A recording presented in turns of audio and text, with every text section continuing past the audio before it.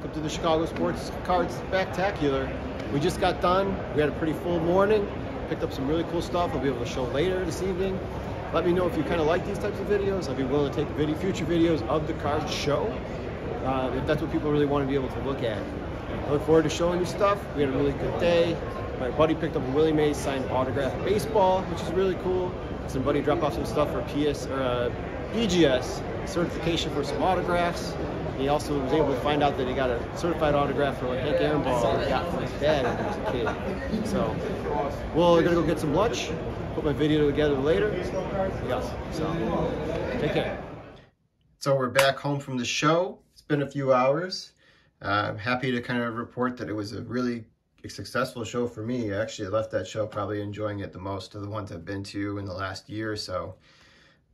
There was a lot of dealers there. It wasn't overly crowded when we got there, but it was definitely busy.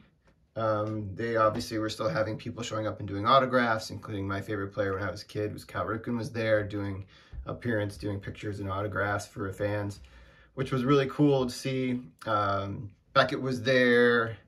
PSA was there accepting some submissions for autographs. I think they were just doing the PSA DNA stuff.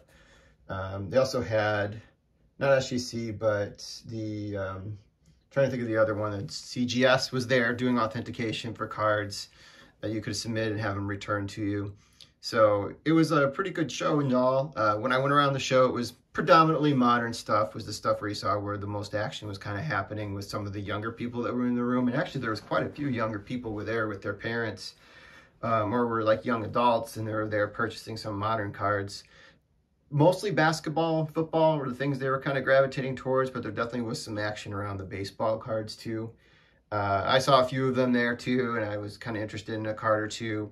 But I stuck predominantly with my game plan, which I came in, which actually it was to get some singles I needed for the 1967 top set. Went into the show just needing 22 more cards, and they're all in the high series.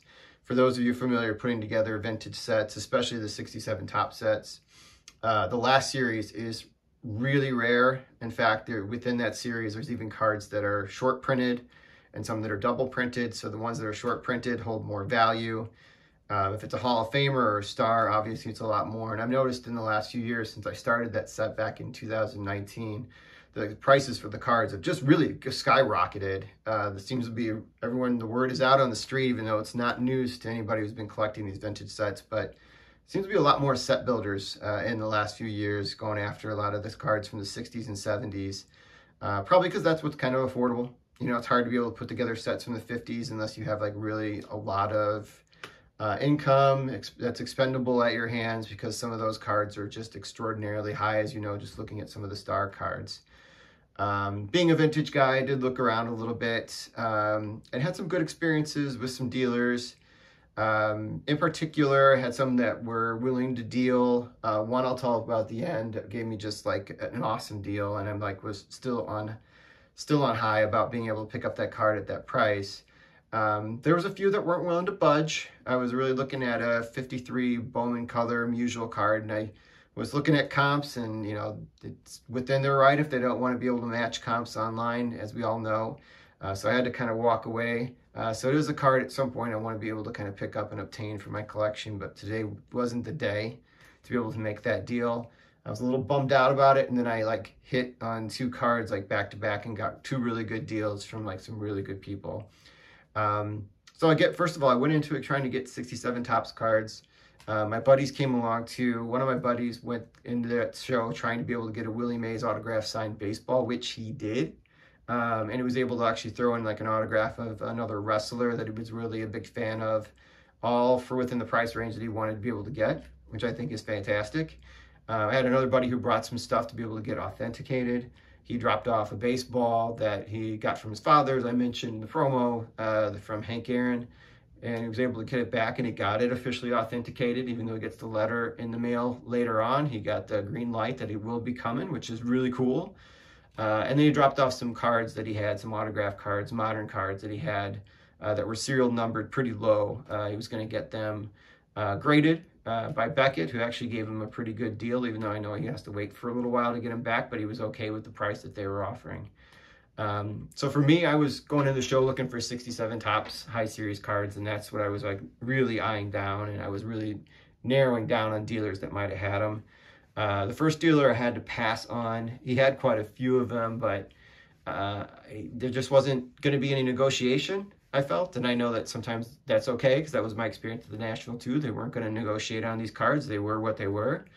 And, you know, I think having bought a lot of these in the last couple of years, I know that a lot of times the prices are what they are, and they've just kind of slightly been going up too.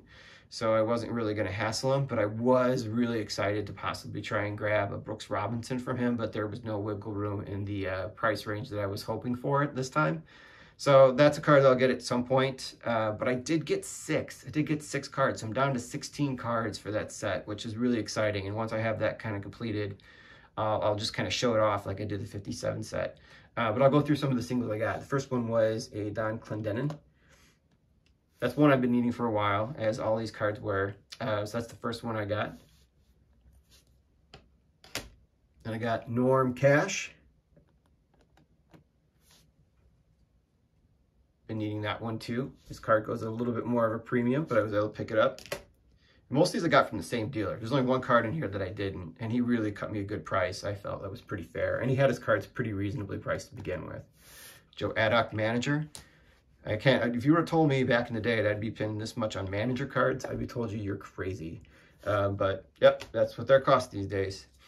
Larry Sherry, picked him up as well.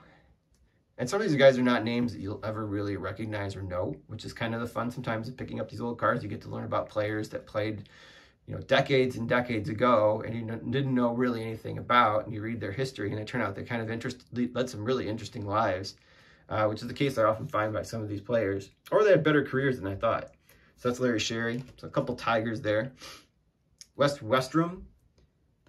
He was a player in New York for many years, and then went on to be the manager of the New York Mets.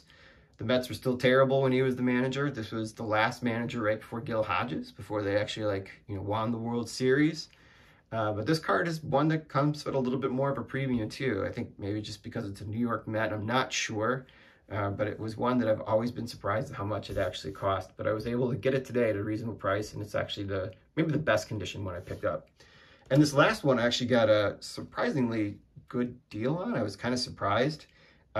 This is one of those cards that's in the set that's going to be a little bit more expensive in the high series, mostly because this team went to the World Series that year. Didn't win, but the other team did. And the Red Sox team card is one of the last 2 Red Sox cards I need to be able to have all the Red Sox that are in the 67 Topps set. Obviously, this team was pretty famous in the area because they were terrible forever, and they finally got back to the World Series that year and lost to the St. Louis Cardinals. But the Red Sox team card comes at a premium. It's one of the last cards in the set. It's not one that's double printed. When I've seen cards online and the price range that I bought, they are beaters. This one isn't necessarily perfect, but the corners are pretty good. But there is like a small crease in the center. It's kind of really hard to see probably on the camera, but I can see it with the naked eye. But it's not something that's going to deter me from picking up the card at the price he was able to offer. So, and I got all these probably at good prices, I thought, for what they were. And I'm down to 16 cards, so I'm really excited about that.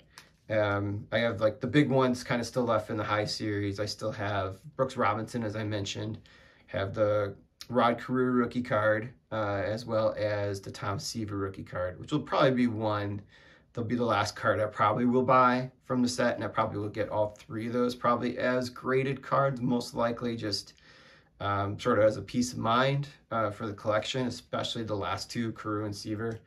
I would die if I ended up picking up a fake at the prices I probably would pick that up for. So that's what I'm probably going to do. And the other probably the last 2 really big ones that are going to be close to 100 would be Mike Shannon, who's like one of the Cardinals who won the World Series. So those seem to go as a premium. Also, he's a pretty popular guy just in the area of St. Louis because he's a broadcaster for years. Just recently retired as a broadcaster for the Cardinals. And then the final one is Rocky Colavito, who was like a pretty big star at that day. Not a Hall of Famer, but definitely a star nevertheless. So those are kind of like the big names I have left. Everything else is like more or less still a common, but the commons are going to be probably at least, I have to start negotiating probably on most of those at $40 or more. So that's why it's taken me a little while to put that set together. And when it gets together, I probably will take maybe a little break from set collecting. So as I mentioned, I got those first, and then I was really bummed out that I wasn't able to pick up the Stan Musial card at the price I was kind of hoping for. And yeah, I could have just paid the price and gotten it, but it just felt like there was a little bit of a sour taste in my mouth kind of going around there. I wasn't able to negotiate on it. So, you know, I certainly was a little miffed, but, you know, dealers are within their right, to ask what they want for, and if you don't, they're not willing to meet you there, it's just have to be willing to walk away. It's nothing personal, and I didn't take it that way. But I was still disappointed. So I started walking around, and certainly I was in an area where they had some vintage cards. Seemed like everybody had some vintage cards if they weren't exclusively like a vintage dealer. And then I walked up to this one couple, probably in their 50s. They probably looked like they ran the store together. And, you know, I saw the card, this card I was going to show you here in a minute in the case. And I was kind of looking up comps, and I'm like, I wonder if I might be able to, you know, it seemed like I could, within reason, possibly negotiate the price of recent comps on this card. And like I mentioned, one of my other projects is getting a graded Hall of Fame card of every Hall of Famer, which is one I know I probably will never complete, but it'll be a fun one as it gets larger to see how many I get. So this is one I didn't have of a Hall of Famer in a graded card. The only one I had was in a 1957 top set. So I was pretty excited to be able to pick it up at the price, especially in a 53 Topps card. It was Roy Campanella. Yeah, it's PSA 2. It looks pretty good. You know, like the image itself is centered. There's definitely a little creasing down in one of the corners at the bottom there that's pretty obvious, which is down by the team name. But the color's pretty good. Just some minor scuffing on the card itself, but not over the face or his uniform or his hat. So it's a really, I think, a good example of a 2. I'm really happy with it.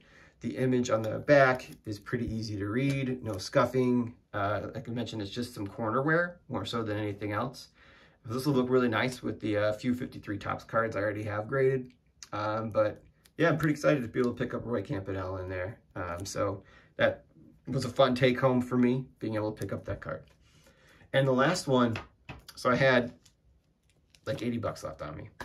So I'm walking around, I'm looking at some modern stuff. So I thought I might pick up a Soto, and I was with a buddy, and we were just kind of continuing to walk around as our other friend was still trying to get the Willie Mays ball, I think, at that point. And I got into like the back of the hall. The table was all the way near the bathroom and the food area, kind of almost all on its own. And he had mostly modern stuff on there, but then there was a couple vintage things that kind of like looked like oddball items for him, just because it didn't look like that's what he normally deals in. One of them being like a 1955 Bowman unopened pack that was graded, which was kind of cool, I have to admit that. But the other is this card I'm going to show you here in a minute. So I looked at it and like, hey, can I look at it? You mind if I look at it? He hands it to me, and he had a price on the back, and he told me the price right away, even without me even asking it. He's like, and I'll give it to you for 100. And I'm like, well, all I got is 80 bucks. And he's like, here, take it. And I'm like, wow. It just kind of had that feel that he needed to get some cash on hand real quick, because this was kind of a steal once we kind of looked up what some recent ones sold on. Actually, I don't think we found a 3 that sold recently, but we found like some 2s and 4s that sold recently. And, you know, kind of dividing the difference between those two, this was like just a steal that he offered me at the price. And it seems great to me. You know, it seemed like he needed to kind of get it off his hands. He mentioned he'd had it for years and nobody was really ever interested in it. He's like, you're the first person this whole weekend to even like wanted to look at it. So it just seemed like it was like kind of the right marriage of like interest and a dealer that needed to be able to kind of move it. And also a dealer that seemed to like legitimately see that I was kind of like interested in more than just like flipping a card, which I'm not going to do. This is going to be in the collection for a while, but so this is a 1934 Goudey, you know, Chick Haffey, an older PSA holder. He's a Hall of Famer, got played for the Cardinals, and that's the team I'm kind of really working on right now, even though right now he's in a Cincinnati uniform in this picture because he got traded. But yeah, and so it's great. So I'm happy to be able to pick that up in a 3. Like I said, it was a great show. Really happy to pick up these last 2 cards, and also all these 67 cards I was able to pick up that I'm going to put in my 67 set binder. I hope you enjoyed the video. Again, let me know in the comments if you want me to kind of do more of a video of the actual show, I'm happy to do that in the future. This is going to be back here in June, probably going to be heading out again to it then. And there'll be probably some smaller shows I'll hit up, and they're in the area between now and then. So until then, have a great night.